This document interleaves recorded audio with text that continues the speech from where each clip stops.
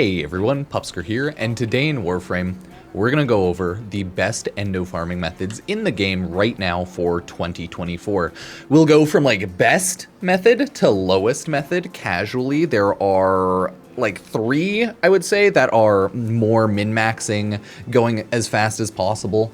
And then the rest are just like play the game type of deal, but we'll talk about that. So, first and foremost, the very best farm in the game, I believe, is on Sedna. Did I get the map right? I did. It is Void Yanoi Steel Path Arena. So this is Rathuum Arena. If you've ever heard anyone talking about farming Rathuum Arena, this is it.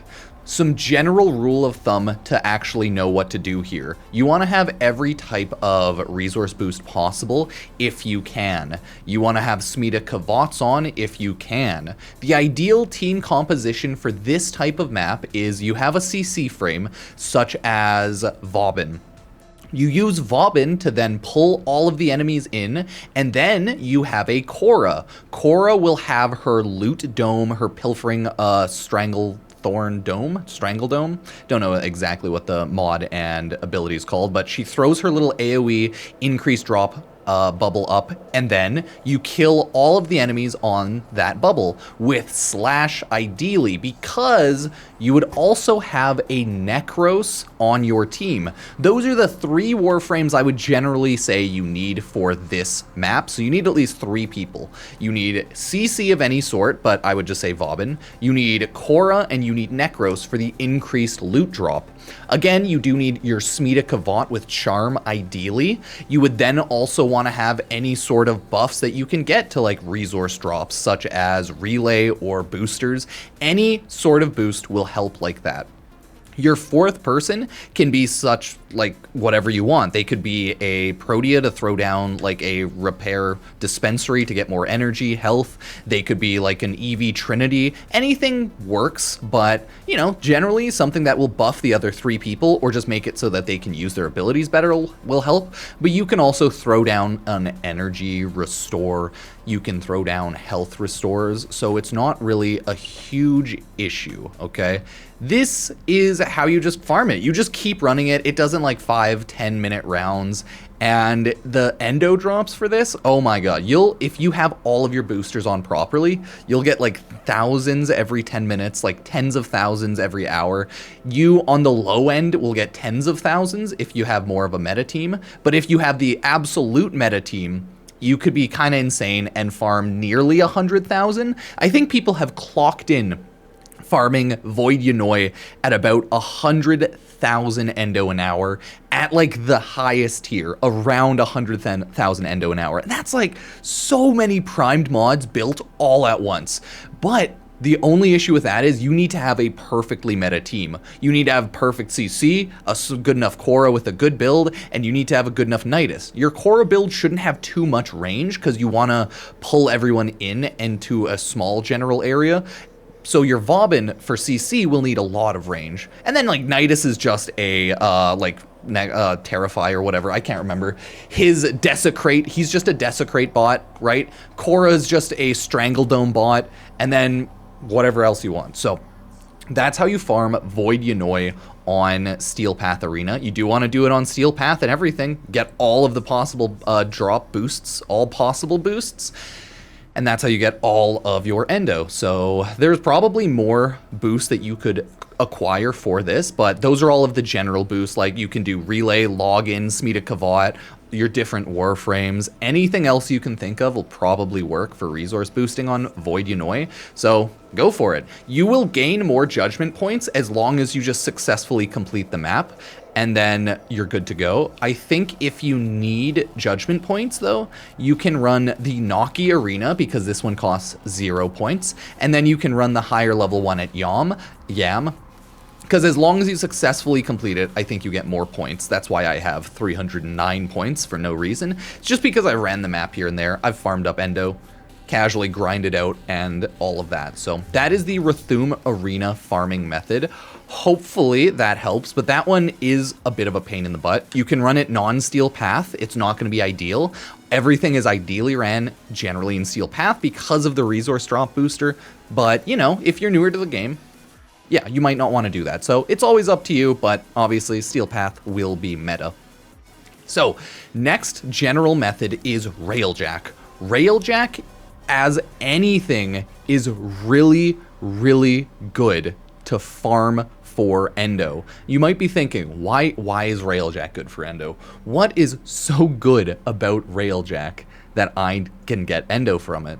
And it's pretty simple. The Railjack parts, the ship parts that you get as drops from blowing everything up, sell for a good chunk of Endo. At the high tier, once you get up to tier 3, I think they sell for like 300 to 500 per, maybe like 275 to 500 Endo per, and you'll get a lot, especially if you have drop boosting on. You will get a lot of Endo from your Railjack ship parts. So grind out any one of the higher level maps. You can just probably do, I would say, skirmish to get the ideal amount of like blown up ships to loot, but you can do anything else. I would just say probably do skirmish, do the non-flashing ones so you don't have to go into the sentient area, and that'll be your fastest way to get Endo. This is like a more casual Endo farm because it's just playing the game, and if you do it solo, it's not that bad. If you do it in a team, it can go faster or slower.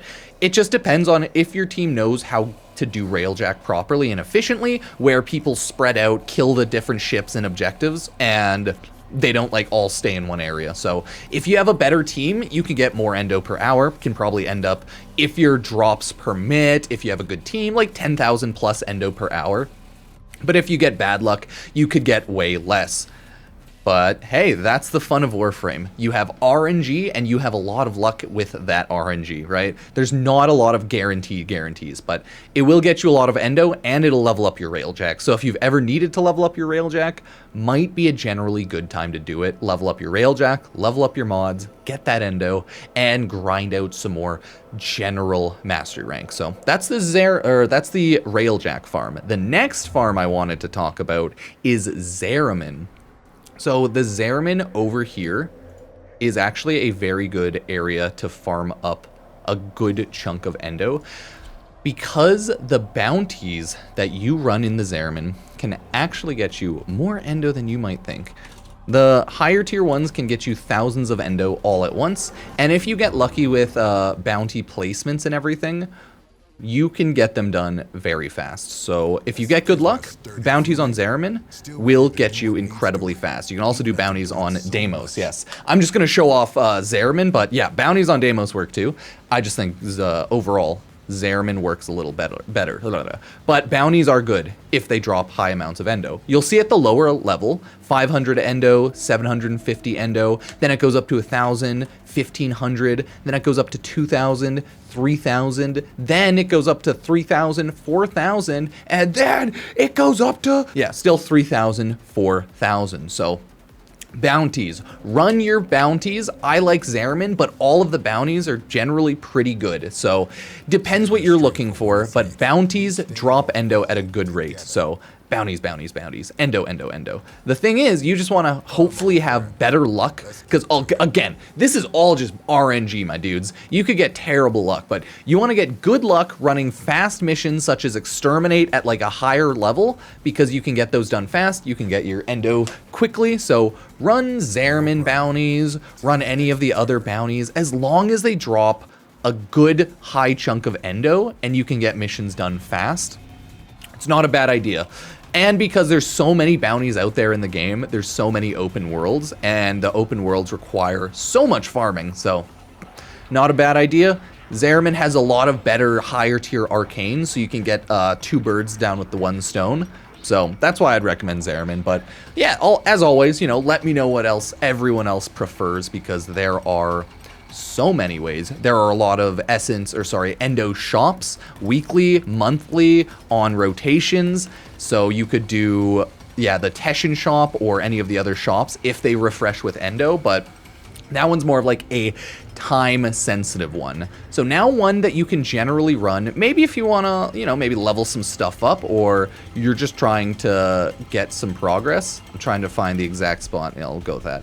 Is arbitrations. Now, arbitrations will unlock a little bit later on in the game. I think it's one of the things you get for completing all of the general missions in the game, like all the star chart missions, but arbitrations are a Arbiter of Hexus farm. You get Vitus Essence that you can use to purchase generally good loot.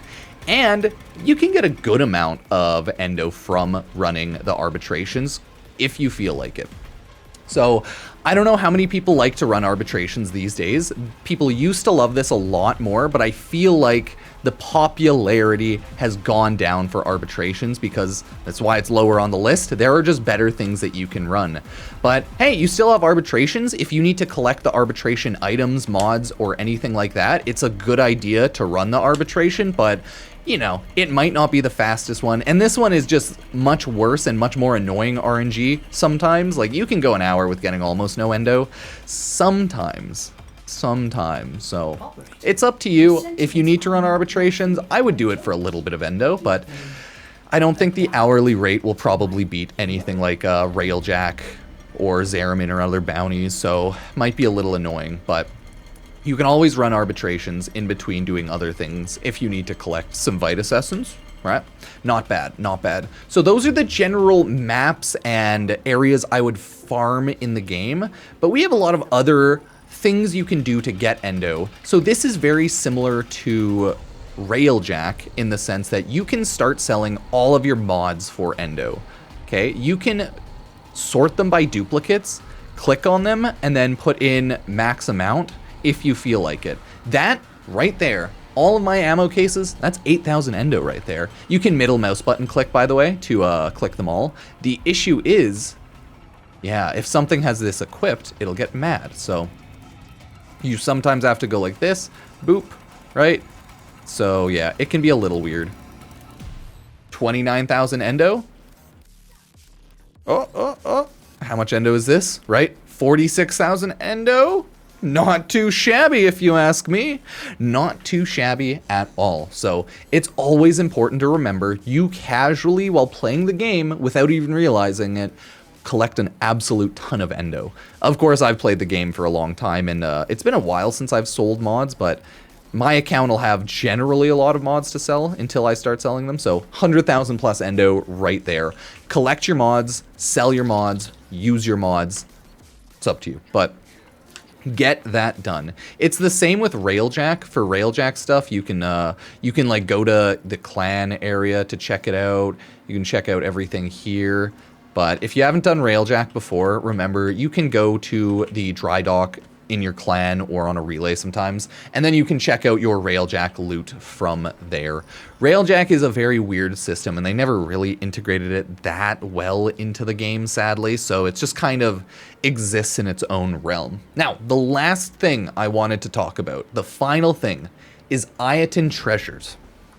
Ayatan treasures are a great source of Endo. I think this is essentially the most pay-to-win source of Endo because you can just buy every single statue from people if you feel like it, but you can also just buy fully leveled up mods if you want to. So how do you farm ayatan statues? Now that is the question.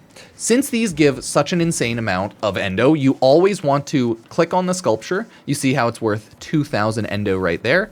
You want to auto-install. This will slot ayatan stars into your sculpture, making the value of ayatan the sculpture is worth, as well as the value of ayatan the amber stars are worth, go up. It uses ayatan and amber stars, but since the value goes up in Endo, that's all that really matters. Ayatan statues and ayatan stars are essentially the same thing. They're a system that works together. You sell them for Endo to Maru at Maru's Bazaar. That is what you do with them, or you can trade them. You know, it's up to you. This right here, 100 ayatan, or 100 Endo each. These are 50 Endo each, and then this one's 3,400, 1,400, right? It went up a lot when I slotted in all of my ayatan. So let's go take a look at Maru's Bazaar in order to sell and talk about ayatan statues more. You can find ayatan statues and ayatan stars just playing the game. Ayatan stars can drop out of containers, and they just drop out of chests, things like that. Whereas ayatan statues will be a resource or an item that is just on the map that you are running. So you're running an exterminate on Earth, there can be just an ayatan floating around, and then you have to find it and pick it up. You can use air support charges to find it as a resource and it'll pick it up. So you can use the air support like AoE charge to do that. But you talk to Maru, and you can extract Endo from my ayatan treasures, and that is how you hand in all of your ayatan treasures right here for a stupidly high amount of Endo, such as like 100,000 Endo right there. That's how you get Endo, baby. You hand everything in, or you start selling it one way or another, right? So you can do that to Maru. Once a week, you can run a quick mission. I'm looking for ayatan treasures. This is a mission that you can run in order to run a fast mission to get an ayatan statue. So once a week, you just quickly run it, and then you're good to go. It's just click that. You say, I'm ready. You start the mission. You go into a weekly ayatan treasure hunt. That's it. It's very simple, easy, fast way to get one ayatan a week. And that takes you like a minute or two. So, hey, if you want to quick like thousands of ayatan, 1,000 or 2 maybe, yeah, you just quickly run that. There's a ton of things in the game that can get you ayatan just playing the game, right? So those are some of the general methods, and if there's anything else that anyone else can think of, let me know, because ayatan, Endo, all of that, it's a big resource in the game. I just wanted to quickly show off the gear that your ship can use. If you use air support charges and you have the Orichan Eye equipped on your ship, you can very easily find ayatan treasures, because the Orichan Eye is the AoE one that will find all of the treasures. So yeah, use that if you need, don't if you don't want to, but hope it helped. As always, subscribe, like. You can use Epic Games creator code Pupsker if you want, and check out any of the other Warframe videos, non-Warframe videos, etc., and so forth. So thank you. Cheers, cheers.